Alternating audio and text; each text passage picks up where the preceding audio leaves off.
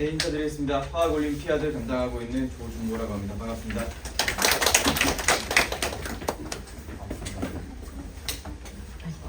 먼저 제 소개를 드리면 그리고 네이버에 실제로 이렇게 검색하면은 나오는 화면이에요.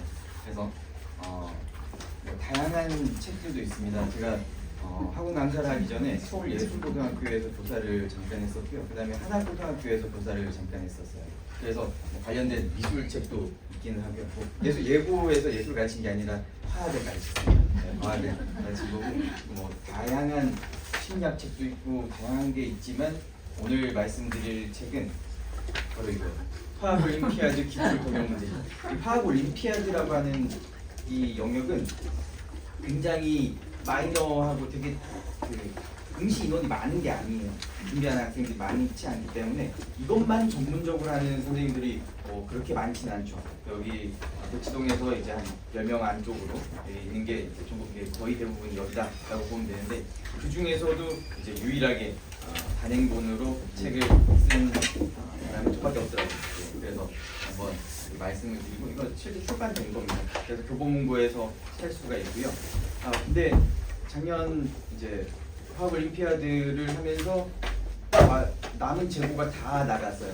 마지막에 다 나가서 지금은 아마 구할 수가 없을 겁니다. 절판된 상태고 더 찍어낼지는 고민 중입니다. 화학올림피아드에 대한 전문성을 먼저 이렇게 보여드렸고요. 화학올림피아드에 대해서 잠깐 말씀을 드리면은 올해는 6월 19일부터 7월 2일까지 접수를 받습니다. 이게 접수 기한이 지나고 나면은 추가 접수를 안 받는다라고 매년 공지를 하고 있어요.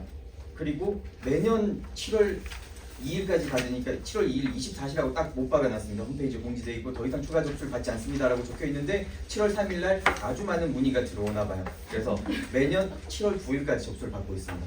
일주일 연장돼서 그렇게 있고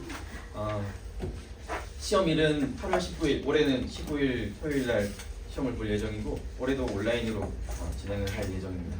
보통 한 2주 정도 뒤면 성적 발표와 수상자 발표까지 있고요.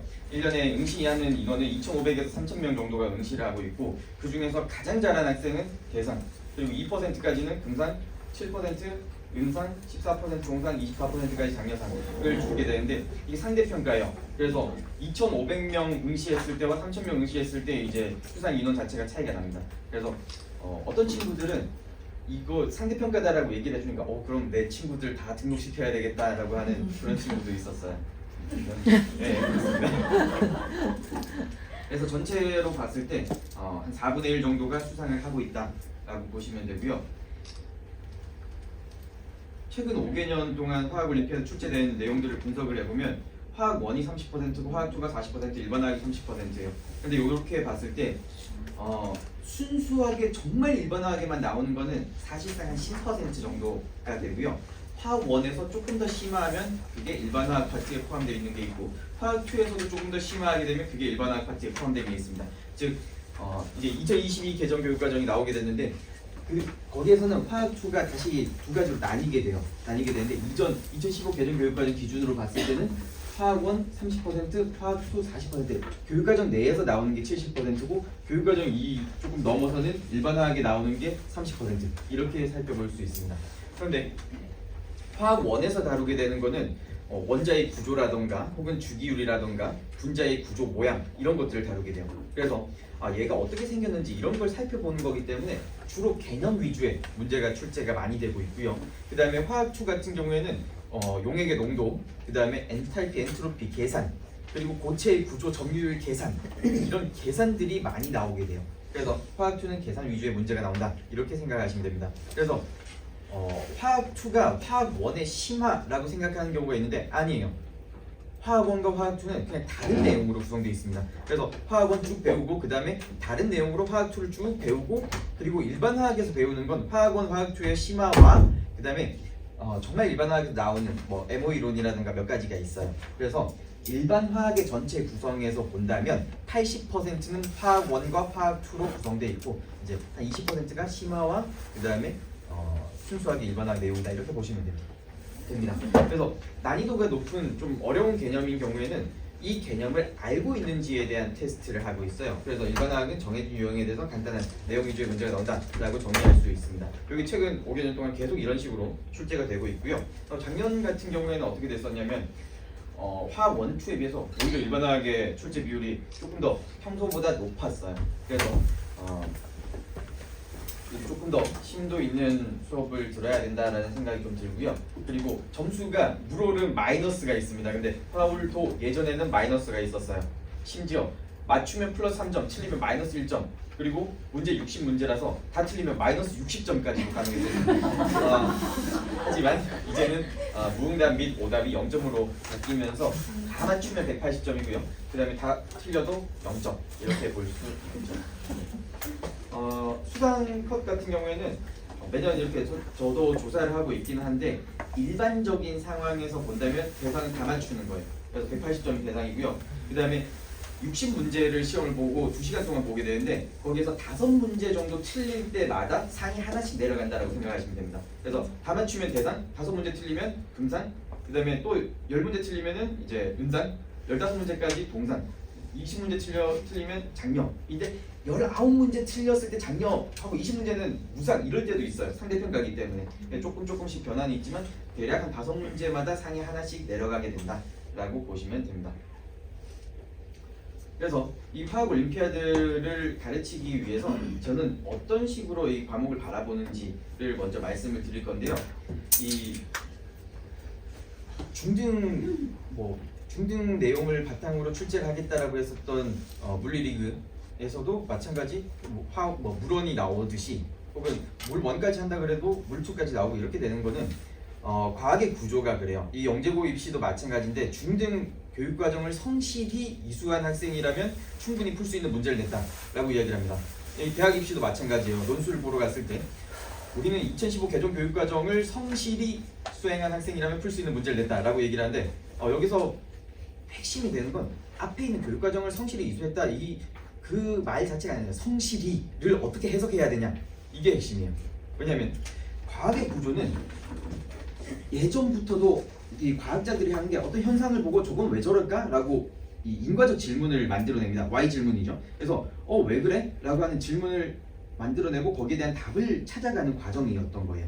그래서 이 교육과정의 목표도 과학에서는 학생들을 아주 작은 과학자를 만들자라는 목표를 가지고 있어요. 그래서 이 초등 과학에서부터 이 고등 과학까지 이 교육과정은 나선형 교육과정이라고 해서 내용이 초등 때 조금 나오고요. 거기에서 조금 더 심화해서 중등과학이 나오고 거기서 조금 더 심화해서 고등과정이 나와요.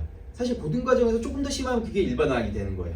그래서 초등과학이 이런 내용이 나옵니다. 놀이공원에서 풍선을 가지고 놀다가 놓쳤더니 하늘 위로 올라가다가 터졌다라고 하는 현상이죠. 이런 것들을 관찰하게 되는 관측 위주로 보는 게 이제 초등과학이에요. 그런데 거기에서 조금 더 심화해서 그럼 풍선은 왜 터졌을까? Y 질문을 던지게 되면 위로 올라가게 되면 압력이 낮아지면 부피가 커지게 됩니다. 그래서 원인에 대해서 보일 법칙이라는 걸 중등과학에서 배워요. 그럼 거기까지 그렇구나 라고 얘기하면 되는데 거기에서 한 단계 더 나아가면 그럼 보일 법칙은 왜 성립해? 이런 질문을 하게 된다면 그 Y 질문 한 단계 더 들어가죠. 그럼 근본 원인이 나오게 되는데 이 근본 원인이 분자들의 운동과 충돌에 대해서 이야기를 하게 돼요. 이 기체 분자 운동론이라고 하는데 이게 바로 화학 2에서 나오게 되는 겁니다. 즉 초등과학에서 Y 질문 하면 화학 2 내용이 나온다는 거죠. 즉 중등과학에서 진짜 충분히 성실히라고 하는 그 Y 질문을 해서 근본 원인을 파악한 친구들이라면 화학 2까지는 공부를 했을 거다. 혹은 그 화학 2를 배우라는 게 아니라 화학 2에 나오는 그 근본 원인을 얘가 영재고 합격할 학생이라면 중등과학만 보더라도 화학 2까지 이끌어냈을 거다라는 게 이론적인 내용이에요. 그렇지만 실제로는 다 화학 2까지 하고 가는 거죠. 그래서 이런 식으로 과학이 구성되어 있다라는 걸 먼저 말씀을 드리고 그래서 과학을 공부를 할 때는 제일 핵심적인 건 Y 질문이에요. 인과적 의문이라고 하는 그걸 계속 던져줘야 되는 겁니다. 그래서 우리가 화학 1 공부를 할 때도 그냥 그 화학 1에 나오는 현상 또는 원인을 가만히 그냥 이렇게 받아들일 게 아니라 그렇게 봤을 때 그건 왜 그래? Y 질문 던지면서 더 심도 있는 내용들을 이끌어내는 거죠. 그러면 얘는 화학 1을 공부를 하더라도 실제로 화학 1 과정이 끝났을 때는 근본 원인을 알게 돼서 일반 화학까지 끝나게 되는 거예요. 그래서 저와 함께 이제 화학 원투를 다 끝내게 되면 사실상 일반 화학의 80%는 그냥 완전히 끝나는 겁니다. 물론 저도 일반 화학 수업을 하고 있습니다. 근데 일반 화학 수업을 한다는 거는 화학 원투 배운 지 오래됐으니까 그걸 한번 다시 정리하면서 우리가 리마인드를 하자 이런 개념으로 하게 되는 거지 뭐 새로운 개념을 배워보자 이런 건 아니에요. 그래서 정말 공부를 할 때는 Y 질문을 던지면서 해야 된다라는 게 첫 번째고요. 그래서 이건 교과 내용이기는 하지만 여러 가지 개념들이 있습니다. 근데 첫 시간에 배우게 되는 게 질량수 혹은 뭐 동위원소 이런 내용들이 있어요. 근데 정말 공부를 열심히 암기를 잘한 친구들이 질량수의 정의에 대해서 물어보면 질량수는 양성자수 더하기 중성자수요 이렇게 이야기해요. 그런데 물론 정말 공부 잘한 거죠. 그런데 이거는 질량수를 구하는 방법이지 정의가 아닙니다. 정의라고 하는 거는 이게 왜 그 이름을 붙게 됐는지를 얘기를 해줘야 되는데요. 여기에서 질량수의 Y 질문을 던져보면 얘는 실제 정의는 이렇게 돼요. 원자에서 질량을 결정하는 입자의 개수. 원자에서 질량을 결정하는 입자의 개수라고 했을 때 정의 자체에 질량수라는 이름이 들어가 있죠. 이 말은 뭐냐면 우리는 이 화학 올림피아드를 초6, 중1, 중2 이때까지 배우게 되는 거예요. 근데 실제로는 고등학교 2학년 때 다루게 되는 거잖아요. 그러면은 이 텀이 굉장히 깁니다. 굉장히 긴데 이 질량수를 양성자수 더하기 중성자수요 이렇게만 외워둔다면 나중에 시간이 지나서 다 까먹어요. 완전히 다 까먹기 때문에 그 질량수를 보더라도 다시 공부를 해야 된다는 거예요. 물론 다시 공부했을 때 속도는 빠릅니다. 하지만 조금 더 기억에 잘 남게 하려면 그 글자로부터 개념을 추론할 수 있는 이 추론 능력까지 키워줘야 된다는 거죠. 그렇게 해서 개념을 좀 더 탄탄하게 받쳐줘야 되는 거고, 게다가 한 개 더 있는 게 우리는 화학만 공부하는 게 아니에요. 물리도 하고 생명과학도 해야 되고 국어, 수학, 영어 뭐 할 게 너무 많잖아요. 그래서 실제 어떤 문제를 봤을 때는 머릿속에서 그 개념을 끄집어내야 되는데 질량수, 양성자수 더하기 중성자수 요거 아주 작은 개념입니다. 그래서 요걸 끄집어내기가 어려워요. 찾기가 힘들기 때문에. 그런데 질량수를 원자에서 질량 결정하는 입자의 개수 이렇게 정의를 해놓으면 이 자체가 중요하다기보다는 아까 물론 이것도 중요하지만 여기서 요 앞에 배우는 게 뭐냐면 원자를 구성하는 입자라는 걸 배워요. 양성자, 중성자, 전자가 있고 여기에서 얘들 질량계가 1대 1대 0이다 이런 개념을 배우게 됩니다. 그러면 원자에서 질량을 결정하는 입자의 개수라고 했을 때 원자에서 질량 결정하는 입자가 뭐야? Y 질문 하나 더 들어가죠. 그러면서 양성자, 중성자구나 라는 걸 알게 돼요. 그러니까 즉 앞에 배웠던 개념과 뒤에 배웠던 개념을 연관시켜주죠. 그럼 개념의 덩어리가 커지게 됩니다. 우리가 그냥 흔히 공부할 때 야, 나무를 보고 숲을 봐라 이런 식으로 얘기를 하는데 그 공부를 어떻게 해야 되는지를 잘 얘기를 안 해주잖아요. 나무를 보라고 하는 게 Y 질문을 던져서 이걸 진짜 깊이 있게 보라는 거예요. 그리고 떨어져서 숲을 보라는 건 전체적인 개념이 어떻게 흘러가고 있는지, 즉 두 개념 사이의 연관관계가 어떻게 되는지 이걸 알라고 하는 거예요. 그렇게 해서 나무와 숲을 보는 공부 방법을 이제 저희가 수업 시간에서도 학생들한테도 이런 얘기들을 종종 하고요. 그리고 수업을 구성하는 자체에서도 그거를 이제 체화할 수 있게끔 그렇게 수업을 구성하고 있습니다. 왜 그렇게 하게 되는 거냐면 저는 화학 올림피아드가 정말 지식만 딱 전달을 해서 얘를 기계처럼 훈련을 시켜서 점수를 내는, 물론 그것도 할 수 있겠지만 그거를 원하지 않아요. 얘들은 초6, 중1, 중2 때 해야 되는 거는 앞으로 화학을 볼 기회들은 많이 있습니다. 이거 물리를 공부할 기회도 많이 있고요. 정말 공부는 계속해 가야 돼요. 그렇다면 앞으로 공부를 해갈 때 어떤 자세와 태도로 어떤 공부 방법으로 공부를 해야 하는지 그걸 지금 배워야 된다고 생각을 합니다. 그래서 그런 공부 방법적인 측면과 이거를 실제 화학에 적용을 해서 점수와 내기까지 이 전체 과정을 화학 올림피아드를 통해서 한번 얘들이 경험을 하고 그걸 체화해서 다른 과목들까지 더 잘할 수 있게끔 만드는 게 이제 제 수업의 목표예요. 그렇게 해서 이런 수업을 구성을 하고 있고요. 그리고 화학의 특징 중에 그래서 우리 그 교재 구성도요. 왼쪽에 저 자체 교재로 구성을 하고 있는데요. 이 자체 교재로 구성하고 있는 이유가 그 화학 올림피아드에만 나오는 내용을 하느냐, 아까 물리에서도 마찬가지 질문이었지만 화학 올림피아드에서 나오는 것만 하느냐 아니면 그냥 화학 2 전체를 다 하느냐라고 얘기했을 때 화학 1, 2 전체를 다 합니다. 올림피아드에 나오는 것만 하는 게 아니에요. 왜냐하면 그 화학 배울 기회도 되게 많이 있고 뭐 하지만 목표 자체가 얘가 정말 화학을 잘하고 공부를 잘하게 만드는 걸 목표로 하는 거지 특정한 지식을 때려 넣는 게 아니라는 거죠. 그래서 화학 올림피아드를 수단으로 공부를 잘하게 만들기 위해서 앞으로 배우는, 그러니까 고등학교 끝날 때까지 배우는 모든 화학 내용들을 다 다룰 거예요. 그 개념반에서는 그냥 화학 올림피아드에 나오든 혹은 나오지 않든 혹은 화학 1, 2에 해당하지 않고 통합과학에 있는 화학 파트도 있어요. 빅뱅이라든가 이런 내용들도 있는데 그 내용들까지도 저는 여기 다 가르치고 싶어서 자체 교재에 다 집어넣었습니다. 다 집어넣고 게다가 이제 아까 Y 질문 던지게 되면 일반화까지 나오게 된다라고 말씀을 드렸는데요. 왼쪽이 자체 교재에 있는 거고요. 오른쪽이 옥스토비의 일반화학이라고 하는 책입니다. 그래서 오른쪽에 있는 요 내용들과 거의 흡사하게 여기까지 다 보게 될 거예요. 그걸 이제 화학 1에서도 마찬가지 다루게 되고 2015 개정 교육 과정에 따르면 여기까지만 보면 돼요. 4까지만 보면 되고 요거 두 개를 더 다루는 게 일반화학이에요. 근데 뭐 1, 2, 3, 4 보다가 5, 6 조금 더 보는 게 그렇게 막 엄청 힘든 건 아니거든요. 근데 조금 연관시켜서 보면은 이게 진짜 화학 1 배울 때 일반화까지 끝내는 그런 게 될 수 있다라는 걸 말씀을 드리고 화학 2도 왼쪽이 자체 교재고 오른쪽이 옥스토비 일반화학입니다. 그래서 자체 교재를 구성할 때는 전체적으로는 하이탑 기반으로 돼 있고요. 그 다음이 중달의 일반화학이라고 하는 게 있어요. 이게 그래픽도 잘 돼 있고 조금 쉽게 설명이 돼 있어서 그런 내용들을 위주로 해서 자체 교재를 구성하고 있습니다. 그리고 화학의 이제 독특한 특징 중 하나가 실험들이 많이 있는데요.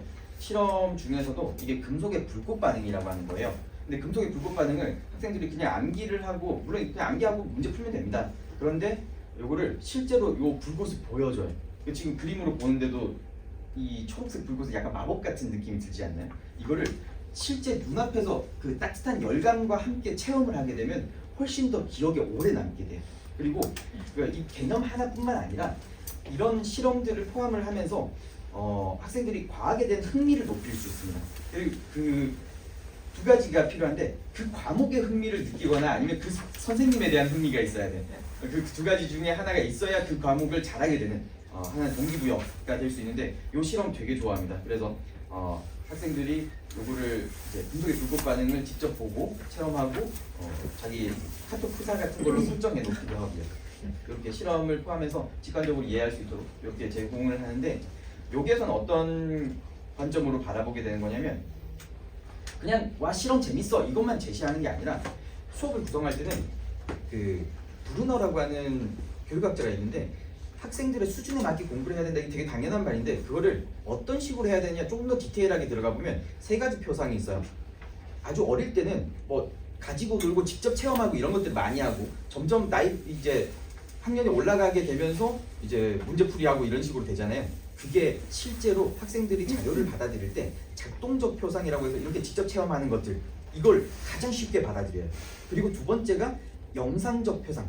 영상적이라고 하는 거는 그림을 그려준다던가 우리가 실험 같은 경우에도 실험을 말로 하거나 뭐 공식으로 얘기할 수도 있지만 그림으로 나타내거나 이미지화 시켜서 아까 물리에서도 이미지화 시키는 게 중요하다고 했잖아요. 그게 바로 영상적 표상이라고 얘기를 하는 겁니다. 그래서 이런 영상들을 보여주는 그런 장면들이 필요하다라는 거고 마지막 세 번째가 상징적 표상이에요. 그래서 이게 이제 학생들이 그 중학교 1학년 때쯤 이 조금 추상적 사고를 할 수 있게 돼요. 이걸 이제 그 구체적 조작기와 형식적 조작기라고 하는데 실제 발달 단계에서 거기 구체적 조작기에 있는 친구들은 상징적 표상인 걸 막 때려 부어주면은 이해를 잘 못해요. 그래서 다시 조금 더 낮춰서 더 디테일한 설명이 더 들어가야 된다는 거죠. 그래서 고등 수업이랑 중등 화학 올림피아드가 똑같이 화학 1, 2를 다루지만 설명 방식이 달라야 된다는 거예요. 그래서 오히려 조금 더 영상과 이미지 위주로 이렇게 다시 설명을 좀 더 해주고 이제 조금 심화된 부분에서는 상징적 표상까지도 이제 얘기를 해줘야 된다. 그래서 그 제공하는 자료들을 교육학적으로도 생각을 해서 다 설계를 하고 수업을 하는 거예요. 그래서 어떤 식으로 얘기를 하고 하는 것들도 이렇게 제공한다라는 거고 이렇게 공부를 하면 개념이 정말 탄탄하게 쌓이게 되겠죠.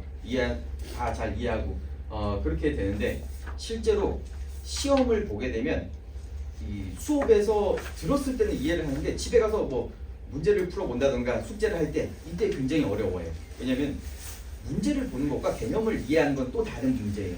그래서 문제를 푼다는 건 요 세 가지가 필요합니다. 발상, 변형, 조합, 발변조라고 하는데 발상이라고 하는 건 어떤 문제를 봤을 때 이 문제가 물어보는 개념을 떠올리는 거예요.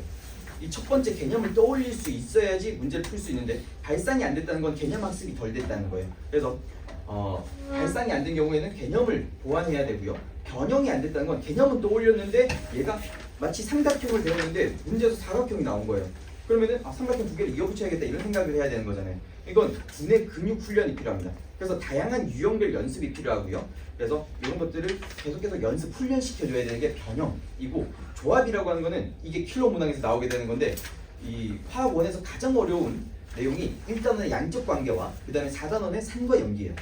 그런데 제일 어려운 거는 양적 관계로 산염기를 해석하는 문제가 있어요. 어려운 거 더하기 어려운 거는 제일 어려운 거죠. 그래서 킬러 문항들이 나오게 되는데, 이런 킬러 문항은 두 개념을 다 발상할 수 있어야 되고 두 개념 사이의 연관관계도 알고 있어야 돼요. 이게 조합 문제입니다. 그래서 발상 개념 조합에서 내가 어떤 부분이 잘못됐는지에 따라서 피드백이 달라야 된다는 거죠. 그래서 여기에 따라서 공부를 하게 되면 이제 문제 풀이할 수 있는 실력이 쌓이게 됩니다. 그런데 실력만 쌓인다고 해서 점수가 바로 나오느냐? 또 그게 아니에요. 이게 뭐 단계가 되게 많죠. 총 3단계로 보시면 되는데, 첫 번째 단계가 개념을 학습하는 거고요. 두 번째 단계가 문제 풀이, 두뇌 근육을 훈련한다 라고 보시면 되고, 세 번째는 이걸 점수화시키는 거예요.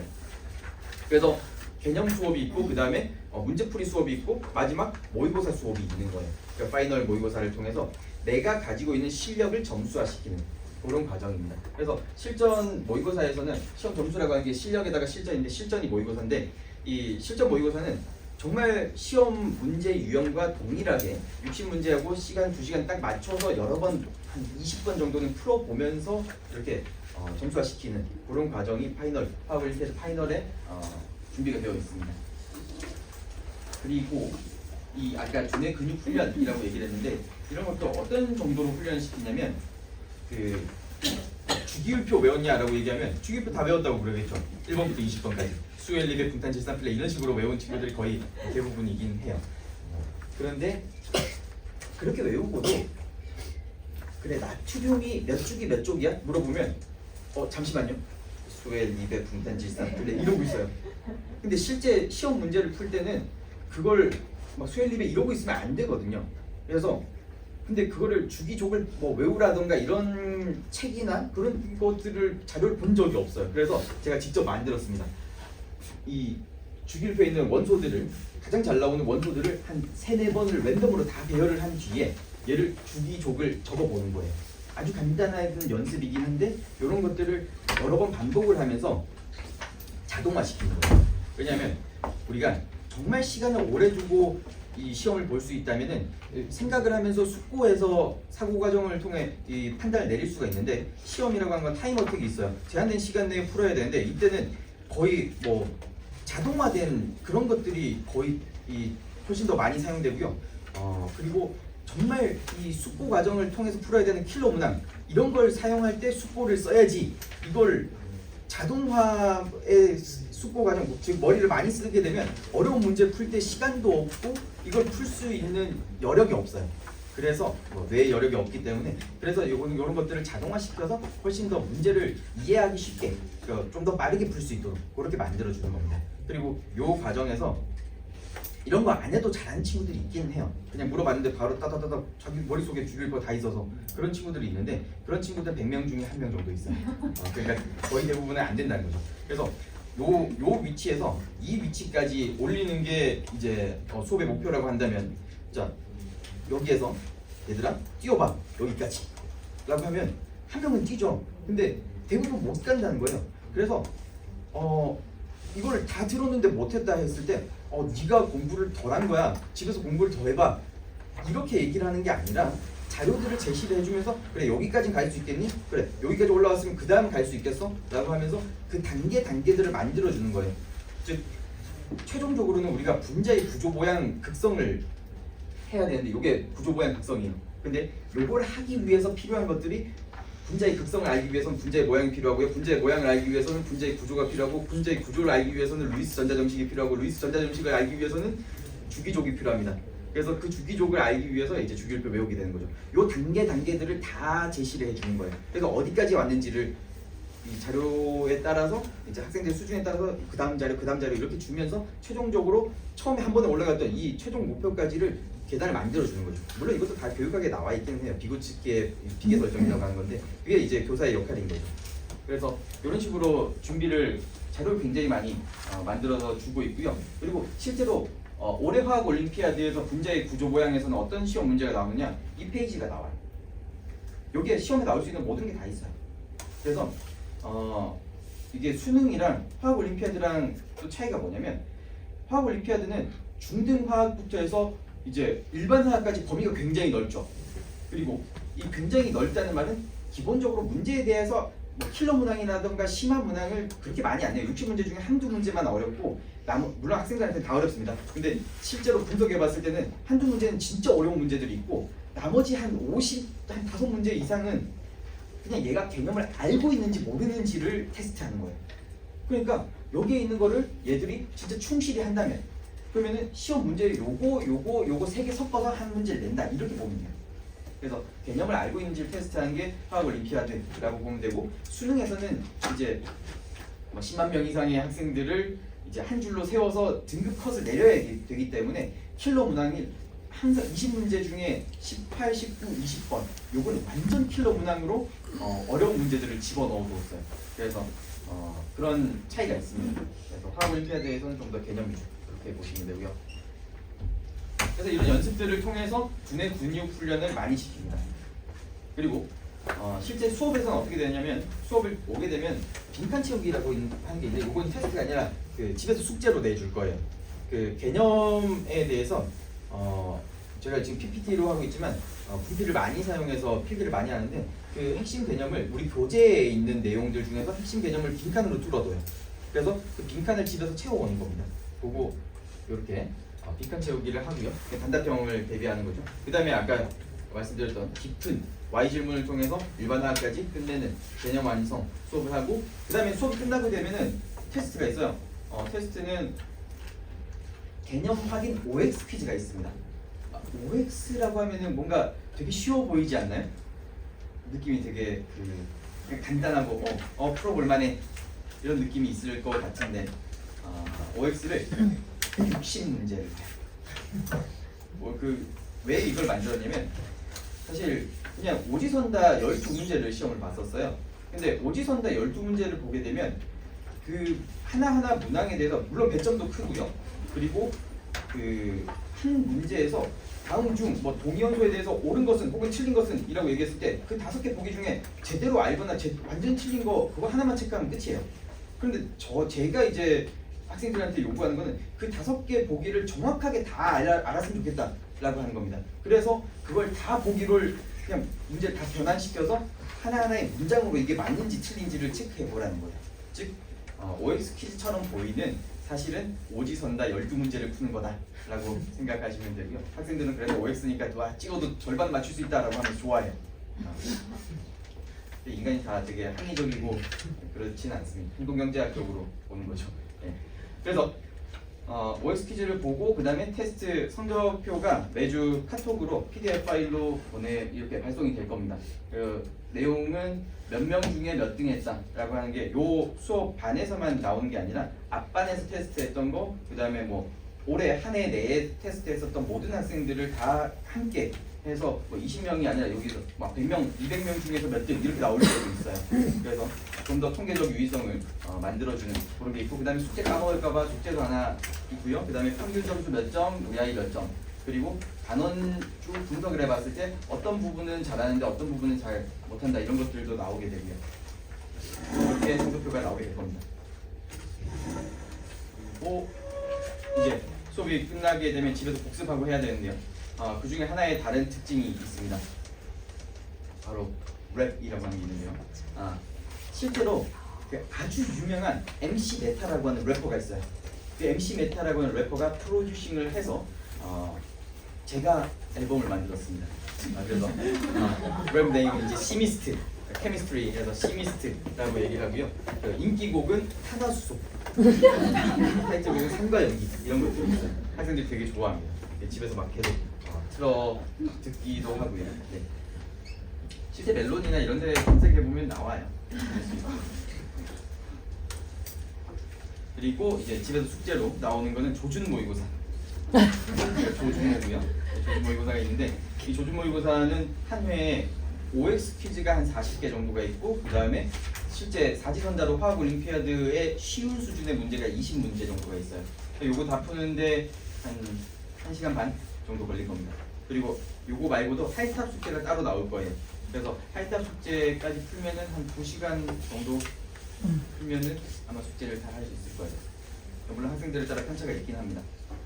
이렇게 해서 숙제까지 하고 이제 수업이 끝나게 되는데 숙제를 안 해왔거나 혹은 테스트가 60문제인데 12문제 틀리면은 80점이에요. 한 문제당 3분의 5점으로 봐서 12문제까지는 괜찮은데 13문제 정도부터는 그냥 남겨서 다시 이 공부를 조금 시키고요. 그리고 OX 퀴즈 같은 경우에 X라고 나온 문장이 있잖아요. 그러면은 뭐 틀린 문장이니까 요거를 옳게 바꿔오는 것도 이제 학생들한테 시키고 있어요. 그렇게 해서 OX 퀴즈 그냥 문제 풀고 끝이 아니라 피드백도 한 번 더 볼 수 있도록 이렇게 구성을 하고 있습니다. 그리고 방금 말씀드렸던 몇 명 응시하고 이런 것들은 인터뷰 내용에 그 실라버스에 나와 있어요. 그리고 여기까지 하고 이제 집에 가서 하이탑은 제가 하이탑을 기반으로 자체 교재를 만들었고 자체 교재가 더 개념이 풍부하게 있어서 수업 시간에는 자체 교재를 사용하는데 집에 가서 약간 그래도 하이탑 줄글로 좀 더 길게 나와 있으니까 하이탑을 집에서 읽어봐라 라고 얘기를 이제 계속 하고 있는데 실제로 읽어본 친구들은 극히 드뭅니다. 그래서 그나마 조금이라도 더 하이탑을 봤으면 싶어서 이렇게 아까 챗 GPT가 이야기했듯이 예습, 수업, 복습 이게 필요하다라고 했죠. 그래서 실제 하이탑을 제가 다 스캔을 했어요. 스캔을 해서 마이크를 두고 하이탑을 같이 읽어가는 겁니다. 그걸 예습 동영상이 한 3, 4분 정도 있고요. 그다음에 복습 동영상이 몰롱도에 대해서 나와 있는데요. 뭐 용액의 상태라든가 이런 것들을 쭉 서술해 놓은 이 부분을 같이 읽어가면서 살짝 설명도 조금 더 더해가면서 한 15분 정도로 책을 읽어가는 게 있어요. 일주일에 15분 정도는 복습을 할 수 있으니까 라고 생각을 해서 이거 유튜브 동영상으로 만들어 뒀고요. 수업이 끝나게 되면은 오늘 어떤 내용들을 배웠고 이 내용은 뭐 어떤 부분들이 중요하다라는 내용과 그 다음에 여기 예습 동영상 링크와 복습 동영상 링크가 들어갈 거예요. 그럼 이것도 이제 성적표랑 이 카톡이랑 두 개가 따로따로 갈 겁니다. 아마 성적 처리하는데 또 뭐 이렇게 시간이 좀 더 걸려서 성적표가 아마 그 다음 날쯤 하루 정도 더 뒤에 갈 거고 문자 조금 더 일찍 갈 거예요. 이렇게까지 하면은 이제 수업이 끝나게 되는 거죠. 그리고 최근 이게 제가 학원 강사를 하는 게 10년 대치동에 10년째예요. 올해가 10년째인데 쭉 수업을 해 오고 있는데 거기에서 매년 이렇게 바꿀 게 있더라고요. 그래서 그 예습 수업 복습 이걸 만든 거는 한 2년 정도 됐는데 작년부터는 필기 노트에 대해서도 빈칸을 다시 만들고 있어요. 그래서 필기를 하기 어려웠던 친구들, 수업 들으면서 어려웠다 이런 것들이 있었고 필기하는 시간 너무 많이 걸린다 하는 친구들이 있어서 그런 친구들은 빈칸으로 이 템플릿만 주는 거예요. 필기를 다 저는 암기해서 이렇게 적고 있으니까 그 암기했던 거를 이제 문서로 만들어서 학생들이 빈칸을 채우면서 볼 수 있게끔 혹은 그냥 놔뒀다가 인터넷 강의를 보내주는데 그 인터넷 강의 필기 다 있으니까 그거 보면서 필기를 좀 더 쉽게 할 수 있게끔 그렇게 만들고 있어요. 그건 지금도 하고 있고 그리고 하나 더 한 게 책에 책을 이제 인쇄소에 만들어 달라고 할 때 자체 교재 여기 보면은 조준모의 화학 2하고 뒤에 소연이 잘 안 보이지만 소연이라고 적혀 있어요. 소연이라는 학생의 책이에요. 그래서 각 학생마다 이 책을 펼쳤을 때 자기 이름이 들어가 있는 책이 조금이라도 애착이 가고 공부를 하고 싶은 마음이 들 것 같아서 그래서 한 명 한 명마다 다 책에 이름을 다 새겨서 인쇄를 하고 물론 이거 하나하나 하면은 비용이 막 되게 더 많이 들어요. 근데 그렇게 하더라도 이게 학생들이 조금이라도 더 공부를 잘 할 수 있는데 도움이 되면 좋겠다라고 생각을 해서 이거 작년부터 해서 이제 새로 올해부터 이거 만들어서 주고 있습니다.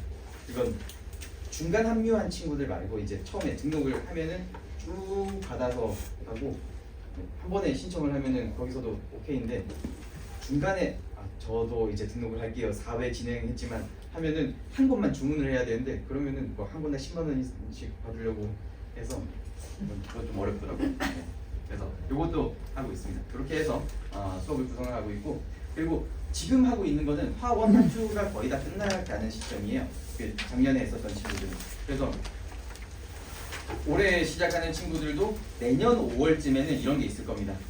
세미파이널이라고 해서 이게 아까 그 문제풀이를 조금씩 더 하게 되는 건데, 개념 수업을 쭉 해 나가고 나서 그 다음에 화원 다 들었고 화투 다 들었고 혹은 화투 진행 중인 반들도 있어요. 그런 경우에는 세미파이널에서 뭘 하냐면 마인드맵을 그려서 배웠던 것들을 다시 정리를 합니다.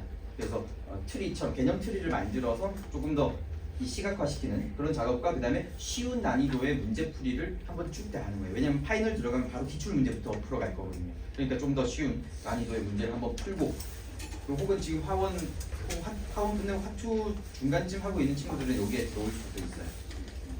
그리고 요게 꼼꼼한 화원 개강반, 요게 브릿지가 6월 4일날 하고요. 개강하고 요게 한 4주 정도 하고, 이때 뭐 내신 휴강이라든가 이런 것 때문에 조금 뭐 일정이 달라질 수는 있긴 하지만, 요 반이 1년 중에서 딱 한 번만 개강을 해요. 딱 한 번만 이렇게 개강하는데, 이때 다른 때도 브릿지 많이 해요. 그 브릿지가 9월 달에도 있고 10월 달에도 있고, 제가 개강 많이 하기 때문에 거의 뭐 토요일 일요일 6개 풀로 다 채워서 뭐 9월부터 12월까지 매달 개강이 있어요. 그래서 브릿지 계속 들을 수 있습니다. 그런데 이렇게 화원 13회 끝내고 나서 킬러 특강까지 하고, 그 다음에 모의고사도 중간중간에 보는, 1단원 끝나고 모의고사 1단원 모의고사 볼 거야 라고 하면 그때 학생들이 공부해야겠다 이런 생각을 가지고 막 다시 복습을 해요. 그래서 중간중간에 모의고사를 봐주는 게 필요합니다. 근데 모의고사를 자주 볼 수가 없어요. 진도 나가야 되기 때문에. 그래서 요렇게까지 길게 할 수 있는 반은 딱 하나 있고, 그리고 작년 이거 요렇게 길게 개강한 게 3년 정도밖에 안 됐어요. 근데 그 3년 동안에도 브릿지가 거의 한 20명 정도, 20명에서 25명 사이로 2년, 작년, 재작년 다 25명 이렇게 개강이 됐었고요. 그리고 화원 시작하면 30명 이상 수업을 안 받아요. 여기서 수업 요 307호에서 할 건데, 여기 30명 채우면은 진짜 가득 차요. 그 열기도 있고, 지금도 살짝 덥잖아요. 이런 느낌을 많이 받기 때문에 그 이상 받으면은 학생들의 집중도도 떨어지게 됩니다. 특히나 가까이 있는 요 범위에서는 조금 더 집중을 잘하는데, 저기 뒤에 이렇게 앉아 있으면은, 물론 제 눈에는 보이지만 이 학생들의 입장에서는 자기가 멀리 있으니까 조금 신경 덜 쓰겠지라고 해서 딴짓을 하려고 하는 경향이 보여요. 그래서 그런 친구들이 많아지면 안 돼서 30명 이상 안 받기 때문에 주로 브릿지에서 이제 거의 대부분 하고, 화원에서 개강하면 한 5명, 6명만 추가로 받고 더 안 받아요. 그게 이제 한 반만 그렇고, 나머지 반들은 뭐 10월 달에 개강하는 이런 반들은 보통 한 10명에서 20명 사이니까 거기는 이제 충분히 여유가 있어요. 대신에 뭐 킬러 특강이라든가 모의고사 이렇게 많이 보진 않습니다. 네. 그래서 그게 있고, 파이널까지 좀 말씀을 드리면, 이게 전체적인 과정이잖아요. 파악 1, 파악 2, 그 다음에 세미 파이널, 그 다음에 이제 파이널까지 와야 되는데, 파이널 때는 거의 오전 10시, 방학이 7월 올해 아마 20일 이때 19일날 방학하기 때문에 20일부터 이제 오전 시간대 10시부터 4시까지 이거는 그냥 그 방학 때 특강들이 많이 있잖아요. 화학 올림피아드 보는 해에는 그냥 오전 특강을, 올해는 그냥 이번 여름 방학은 화학 올림피아드에 쏟는다라고 생각을 하고 이렇게 깔아두는 거예요. 이렇게 쭉 하고, 그다음 5주차에는 마지막 주에는 이미 학생들이 계약을 했기 때문에 8월 16, 17, 18 이렇게 한 3일 정도는 저녁 시간대 11시까지도 수업을 합니다.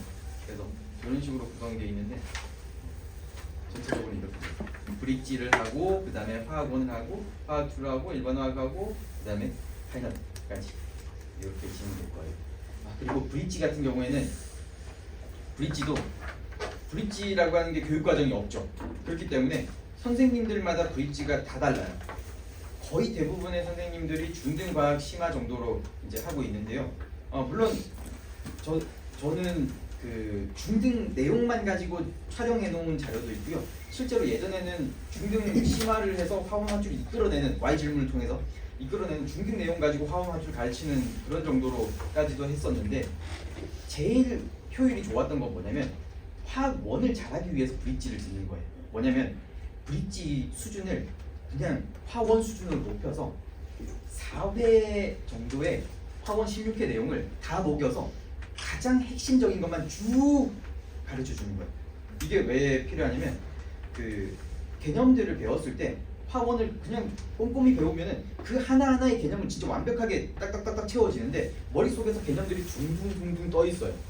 이걸 개념을 정착지를 만들어 줘서 이렇게 쭉 잘 정리를 해야 되는데 그런 게 이제 세미파이널에서 하긴 해요. 근데 그걸 미리부터 화학 브릿지에서 자, 화학원의 구조는 이렇게 돼 있어. 이런 것들을 배울 거야 라고 하면서 전체 과정을 쫙 다 한번 보고 나서 다시 화학원을 보면 아, 순서가 이렇게 돼 있고 이런 내용들이 있었지. 그러면서 마치 화학원을 두 번 보는 것 같은 그런 느낌이 들게끔 그렇게 만들어 놓은 거예요.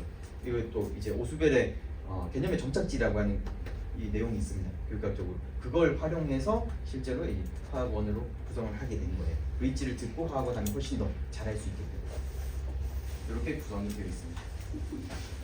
아, 그리고 요 학생이 그 영재고 간 친구는 아니에요. 저기 이제 일반고 가서 이제 그냥 대학을 갔는데 예전에 화학 올림피아드 수업을 들으면서 이 화학에 대한 흥미가 굉장히 높아져서 이제 일반고를 준비를 하지만 화학 올림피아드 파이널까지 하고 은상 중에 1등 했어요. 그 금상보다 1점이 낮았더라고요. 그래서 그 당시에 감점이 있어서 자기 찍었던 게 틀려서 1점 감점이 돼서 이제 은상이 된 거예요. 그래서 되게 아쉬워하고 있었는데 나중에 결국에는 이제 작년에 서울대학교 화학생명공학부에 들어가서 지금 열심히 다니고 있습니다. 그래서 인터뷰를 예전에 중학생 때 인터뷰를 따놨었는데 요 학생뿐만 아니라 한 15명 정도의 인터뷰가 있는데요. 요게 시간이 좀 걸려요. 인데 시간이 벌써 점심시간이 다 됐네요. 그러면 요게 시간이 좀 걸리기 때문에 오늘은 여기 생략을 하도록 하고요. 가장 핵심은요. 조중호 선생님 수업 아주 좋다 이런 내용 계속 나옵니다. 네, 이렇게 있고요.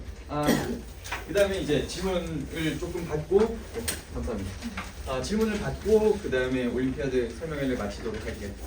궁금하신 점 있으시면 말씀해 주세요.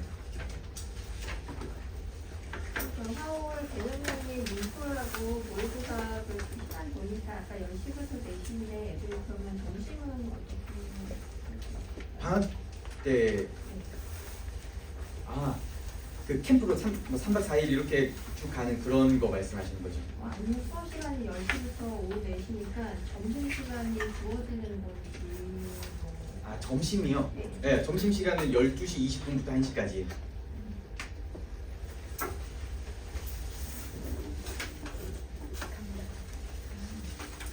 금요일, 화요일 개강부터 30명 정도가 시작하는 거예요? 보통 브리치는 20명에서 25명 정도 보통 오더라고요. 물론 매년 달라질 수는 있어요. 쭉 그렇게 화원까지 네. 이어지고 시간이 화투는 좀 바뀌어지고 그것도 아마 그대로 갈 거예요. 이 반이 제일 아마 개강이 잘 되고 많이 될 거기 때문에 거의 그 반으로 쭉 해서 가는데 이 반 같은 경우에는 아까 3년기 심화 필요 특강도 있고 했었는데 그 내용들은 심화를 어디까지 하냐면 화투 수준까지예요. 그래서 마치 어떻게 보면은 화투를 좀 미리 당겨서 보는 브릿지 같은 그런 느낌도 있어요. 그 5초 브릿지 수업만 중상과정 끝내서 이제 브릿지 들어가려고 하는데요. 이 하이탑 과정 뭐 정수기능에는 성수기능 안 듣고 화학 브릿지 바로 들어가도 네, 되나요? 괜찮아요.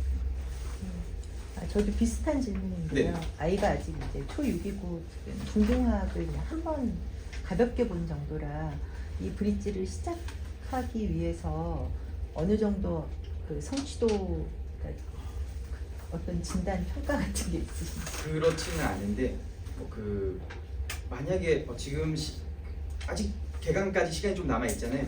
그 데스크에 가면은 아마 중등 화학 내용 2강 정리한 것과 그 다음에 아까 말씀드렸던 중등 심화로 조금 했었던 내용들이 있어요. 그거 인터넷 강의 찍어 놓은 게 있는데 그거를 무료로 받을 수 있을 거예요. 그 교재와 제가 찍어 놓은 건데 그리고 촬영도 저희 뒤에서는 그냥 카메라 지금 설명회처럼 하는 게 아니라 대부분 그냥 카메라 하나 딱 세워놓고 풀샷으로 찍잖아요. 근데 저는 그게 아니라 맨 뒤에 조교 선생님이 따로 있어요. 촬영하시는 분이. 그래서 그 촬영 카메라를 들고 오셔요. 이게 방송용 카메라로 4K로 찍히게 되는데 그거를 찍게 될 때 칠판도 넓잖아요. 여기에서 촬영 시작하면은 칠판 여기부터 필기를 시작하는데 제가 이쪽으로 카메라를 돌려서 찍어요. 그러니까 여기 가면서 따라옵니다, 카메라가. 그래서 마치 그냥 인체 강의로 듣는다고 해서 되게 그 퀄리티 낮은 그런 게 아니라 다 편집까지 다 해서 뭐 필기 지우는 시간 이런 것들은 편집해서 잘라버리고요. 그런 식으로 해서 영상을 만들어 놓은 게 있는데 그것도 무료로 볼 수 있어요. 미리 뭐 등록을 안 하더라도 받아볼 수 있으니까 그거는 받아서 보면은 훨씬 더 좋을 거예요. 근데 그 프린트라서 아마 인쇄된 게 10개 정도 미리 인쇄해 뒀던 것 같아서 만약에 다들 받으시면은 좀 기다려야 될 거예요. 그거 듣고 오시면은 훨씬 더 좋을 거예요. 또 다른 질문 있으실까요? 그 화울 파이널 개념정리 문풀관 시간이 월화수목 금토인데요. 네. 이게 중부 개념이 아니니까 혹시 좀 한두 번 빠져도 계속 네, 그래서 그게 원투로 나눠서 번갈아 가면서 이렇게 쭉 가게 돼 있어요. 그래서 선택적으로 들을 수 있게끔. 그리고 그 파이널 모의고사들도 마찬가지인데 그 대부분 여기서 하는 선생님들도 그 대치동에 있는 다른 선생님들도 월수금반 화목토반에서 월요일 반 수업이랑 화요일 반 수업이 같죠. 같은 내용을 다루는데 문제도 같아요. 대부분. 근데 저 같은 경우에는 다루는 내용은 똑같지만 월요일 문제와 화요일 문제, 수요일 문제, 목요일 문제가 다 달라요. 그러니까 뭐 한 번 더 풀어보고 싶다든가 혹은 뭐 공부를 조금 더 하고 싶다 그러면은 다 선택해서 들을 수 있게끔 이렇게 만들어 주기도 했어요. 제가 2배로 열심히 하면 되는 거니까. 네. 또 다른 질문 있으시면은 개별적으로 또 받도록 할게요. 오늘 물리화학 올림피아드 설명회는 여기까지 하도록 하겠습니다. 감사합니다. 작년 9월부터 공부를 시작했던 것 같아요. 일주일에 한 번씩 일요일 날 나와서 한 4시간 정도 했던 것 같아요. 일단은 같은 데 가면 일단 애들도 좀 많고 그러니까 한 번 설명했던 거를 친구들 다시 물어보면은 이것도 모르냐면서 친구들이 뭐라고 하는데 선생님은 몇 번을 다시 설명해 주시니까 살짝 이해가 갔음에도 불구하고 다시 이렇게 듣니까 다시 개념을 다지는 그런 좋은 점도 있고 몰랐던 친구들은 다시 그렇구나 라는 것도 있고 그래서 되게 그게 선생님 장점이시라고 생각해요. 아무리 많이 까먹어도 다시 설명해 주세요. 일단 그 학생 수가 되게 많은데도 불구하고 학생 한 명 한 명을 다 이렇게 챙겨주신다는 점이 되게 소수정예 반 못지않게 학생들을 다 잘 챙겨주시는 것 같아요. 원래 화학을 배우던 학원에서 물올 때문에 일주일 동안 빠지는 그 기간이 있었는데 그 기간 동안 뭐라도 하자 싶어서 여기서 개념 정리만 들으려 했는데 여기 수업이 더 좋은 것 같아서 여기서 파이널을 하게 됐어요. 수학학원이나 그런 데에서는 물어보면 좀 늦은 시간에 여쭤보면 자기 집에 가야 된다고 내일 물어봐달라고 하는 쌤들도 있고 그냥 이것도 모르냐면서 말은 직접 하시지 않지만 표정으로 드러나는 그런 경우도 있는데 선생님은 진짜 막 12시 넘어서도 질문하면 하나도 표정 그런 거 거리낌 없이 다 답해주시고 막 외우기 어려운 거나 막 엄청 헷갈리잖아요. 영어 막 이상한 거 다 나오니까. 근데 선생님이 다 알기 쉽게 다 공식 같은 거 다 알려주셔가지고 좋은 것 같습니다.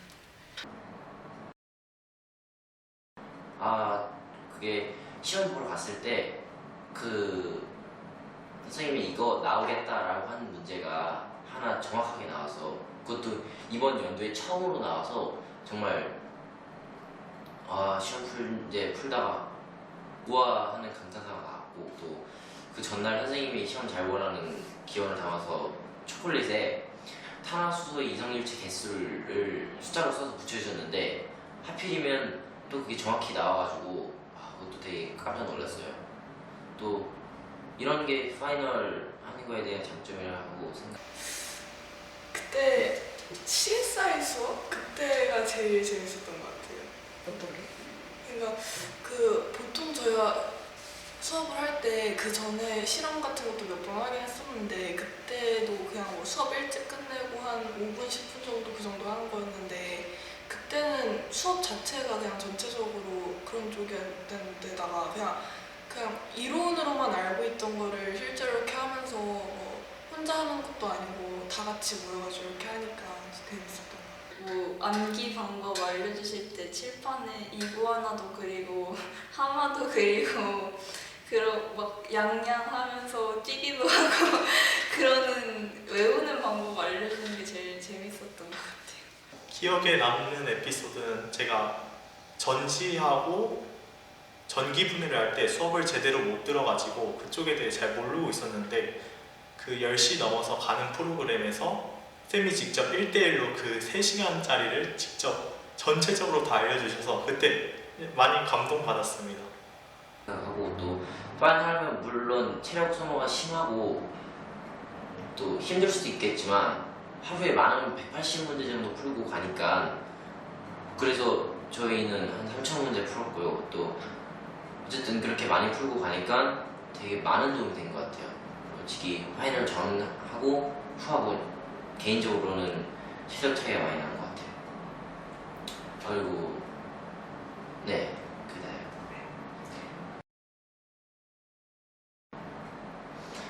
화학이 제 개인적인 생각이지만 가장 과학스럽다고 생각하거든요. 약간 막 그 비커도 있고 실험도 하고 그런 게 화학이니까 화학을 되게 좋아하고 흥미롭게 생각한다면 화학을 공부하는 것도 즐거울 것 같아요. 좀 힘들긴 하겠지만 그렇구나, 이래서 이랬구나, 이게 이런 의미였구나 라는 걸 알아가면은 힘든 것도 있지만 재밌는 것도 있어서 잘 이렇게 상쇄될 수 있을 것 같아요. 힘든 게. 그 화원에서는 개념을 가장 정확하게 아는 게 좋은데 화투는 개념도 많지만 또 식도 엄청 많아가지고 응용력도 필요하고 그래서 그런 걸 잘 길러야 된다고 생각해요. 여기서는 원래 있었던 학원보다는 더 효율적으로 화학을 공부할 수 있었던 것 같아서 감사했습니다. 그냥 너무 이게 막 화학이라고 해서 너무 약간 긴장하지 말고 그냥 시작만 해보면 그것도 괜찮으니까 한번 막상 해보면 그래도 도움이 많이 되니까 그냥 망설이지 말고 했으면 좋겠어요. 맨 처음에는 내가 진짜 이게 될까라고 진짜 망설여지고 이 동남비 같기도 하고 그럴 텐데 상을 못 하더라도 그 화월 그 데뷔하기 전이랑 후랑 화투 정리돼 있는 게 확실히 달라가지고 못 하더라도 이 화월 이거 준비하면서 얻을 수 있는 게 훨씬 많은 것 같아요. 제가 선배로서 후배들에게 조언을 해준다면 화학 올림피아드에서 좋은 성적을 거두려면 특별한 노력은 없이 그저 화학을 조준모 선생님이 시키는 대로만 잘 따라가고 수업을 들으면 충분히 성장해 나아갈 것이라고 생각됩니다. 저는 선생님하고 이번 연도가 마지막이지만 나중에 언제 꼭 뵈고 싶습니다. 네, 감사합니다. 네, 이번 연도에도 내년에도 꼭 내년에도 또 만나요. 한 30점 예상했는데 그래도 파이널 하다 보니까 점수 어느새 올라가 있고 그래서 화울 잘 가르치신 것 같아요. 조준쌤 사랑해요. 뭐 조준쌤하고 그냥 계속 공부했으면 좋겠어요. 여기서 특히 예쁘고 너무 멋있어요.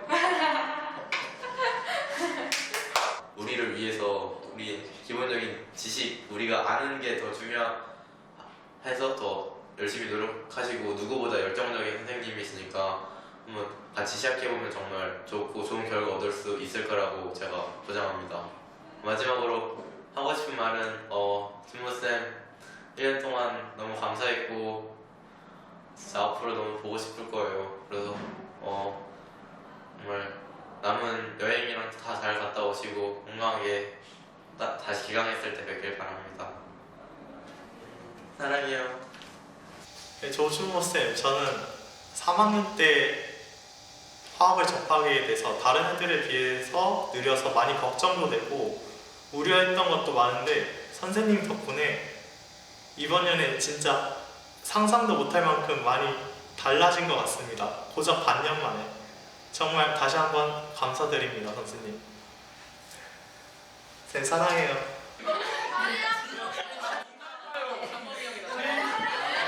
조준모 쌤을 보면서 딴 쌤과는 다른 게 많이 느껴졌는데요. 조준모 쌤은 진짜 그 진심이 진짜 묻어 나오는 것 같아요. 진짜 열정적으로 진짜 학생만을 위한 생각을 하시는 것 같아서 매우 좋았어요.